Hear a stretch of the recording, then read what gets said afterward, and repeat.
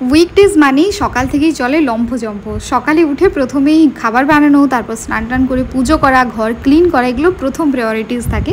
আজ বৃহস্পতিবার, তার সকাল সকাল উঠে প্রথমেই পুজো করে ঘরটর ক্লিন করে, দেখতেই পাচ্ছ চারিদিকটাকে আগে পজিটিভ করলাম। সকালের 2 ঘন্টা যে কখন ব্যস্ততার মধ্যে কেটে যাই বুঝতেই পারি না। এখন কিন্তু দেখতে দেখতে ঘড়ির কাঁটাই 9টা। এবার পালা অফিস করার। আজ সকালে বানিয়েছি সবচেয়ে তাড়াতাড়ি জলদি হয়ে যায় পোহা আর সঙ্গে চা।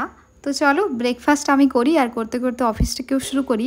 তার আগে জানো তো, আমি প্রতিদিন একটা উইশ নিয়ে ঘুমোতে যাই যে কাল সকালে আমি উঠবই। 5টা থেকে কন্টিনিউয়াসলি আমার অ্যালার্ম বাজতে শুরু করে, কিন্তু যতই হোক আমি ঘুম থেকে উঠি সেই 7:30টার দিক করে।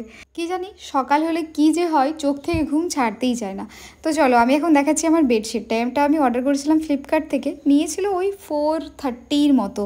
আর এই বেডশিটটা পুরোটা ইলাস্টিক দেওয়ার, আর এটা এত বেশি কমফোর্টেবল যে বারবার বেড ঠিক করার আমার প্রয়োজন হয় না। তাই তোমরা যারা এরকম ধরনের বেডশিট খুঁজছো বা পরিশান হয়ে যাও যে কখন বেড বারবার কুকড়ে যাচ্ছে বা নিটনেস নেই, ভালো লাগছে না, তারা কিন্তু ইলাস্টিক দিয়ে এরকম বেডশিটগুলো ইউজ করতে পারো। নমস্কার, আবার একটা নতুন ব্লগের সঙ্গে তোমাদের সবাইকে জানাই অনেক অনেক স্বাগত। আজ থেকে আমি ফাইনালি ডিসাইড করেছি যে প্রতিদিন নতুন নতুন ব্লগ তোমাদের কাছে নিয়ে আসবো, সেটা যে কোনো ধরনের হোক, বাট ইন্টারেস্টিং কন্টেন্ট। সো সঙ্গে থাকো প্লিজ প্লিজ, তোমরা ভালোবাসা দিতে থাকো। আর জানি মাঝখানে আমি একটু টাইম নিয়েছি তোমাদের কাছ থেকে কন্টেন্ট দিতে পারছিলাম না, তার কারণটা তোমরা অনেকেই জানো।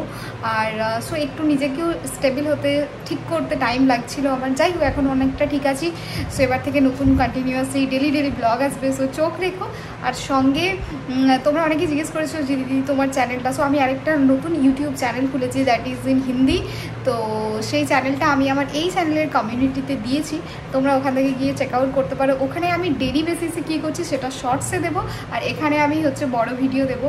সো প্লিজ প্লিজ আমি তোমাদের কাছে সবাইকে হাত জোড় করে একটাই রিকোয়েস্ট, পাশে থেকেও ভালোবাসা দিও, যাতে করে ইউটিউবের যে জার্নিটা, যেটা আমি সবসময় চাই তোমাদের সঙ্গে কন্টেন্ট নিয়ে আসতে নতুন কিছু, তো সেটাতে যেন একটু একটু তোমাদের কাছ থেকে সাপোর্ট পাই, তাহলেই চলবে আমার। সারাদিন এই চেয়ারটাই বসতে থাকতে থাকতে সত্যি কথা বলতে পিঠ প্রচণ্ড ব্যথা করে আমার। ফাইনালি 7:04 আমার আজকের মতো কাজ কমপ্লিট। এবার আমি ল্যাপটপ শাটডাউন করবো। এই সারাদিনে কখন যে 9 ঘন্টা কেটে যায় আমি না সত্যি কথা বলতে ফিলও করতে পারি না, জানো। তো চলো আমি একটু ফ্রেশ ট্রেশ হয়ে নিই, ভালো লাগছে না একদম, তারপরে আবার তোমাদের সঙ্গে কথা হচ্ছে। স্নান করে আসলাম, এখন বাজে 7:40। তন্ময়কে ফোন করলাম, বললো অফিস থেকে আসতে অনেকটাই দেরি হবে। তো আমি এখন বসিয়েছি ডাল সেদ্ধ করতে, কিন্তু হঠাৎ করে দেখছি প্রেশার কুকারটা থেকে লিকেজ হচ্ছে জলের, বুঝতে পারছি না, তাও আরেকবার বসিয়ে দিলাম। আর এইদিকে গ্যাসটাও অলমোস্ট শেষের মুখে, আজকেই গ্যাসটাকে রিফিল করাতে হবে, কারণ এখন আমি 2-3 দিন থাকবো। আসলে আমি আগের সপ্তাহে বাড়ি যাওয়ার কথা ছিল, তো তাই জন্য এগুলো আর করানো হয়নি। তন্ময় আমি বাড়ি গেলে রান্না করে না, অফিস থেকেই খেয়ে নেই। সো এই জন্যই একটা কেমন ক্যাজুয়ালভাবে নিচ্ছিলাম। বাট যাই হোক, চলো একটু বাইরে গিয়ে দাঁড়াই, কারণ প্রচণ্ড গরম ভেতরে, আর কারেন্ট বারবার ধরে যাচ্ছে আর আসছে।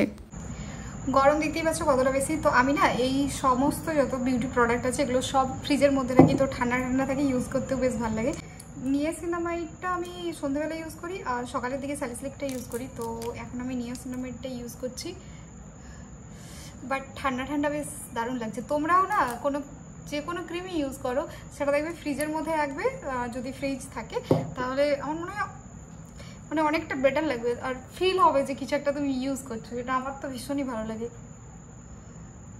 ব্যালকনিটা আজকে অদ্ভুত সুন্দর লাগছে, তার একটা কারণ হচ্ছে বাইরে বেশ মিষ্টি একটা হাওয়া দিচ্ছে, আর সঙ্গে বেলা ফুলের অদ্ভুত সুন্দর একটা গন্ধ, একদম মনোমুগ্ধকারী বলতে পারো।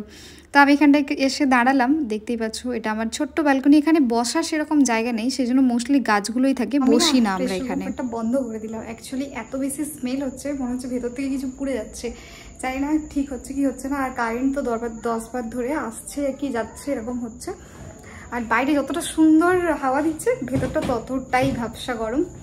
আর সত্যি কথা বলতে এসি চালাতে ইচ্ছে করছে না, কারণ এই মাসে আমাদের এসির বিল এসেছে 8400 সামথিং, ঠিক আছে।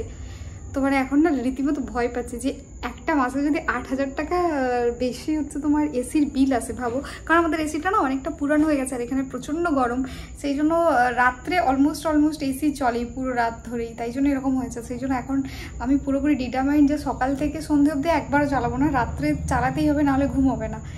তো তো এইভাবে বাজেট মানে কিছুটা হলেও ইলেকট্রিসিটি বিলটাকে কমানোর চেষ্টা করছি।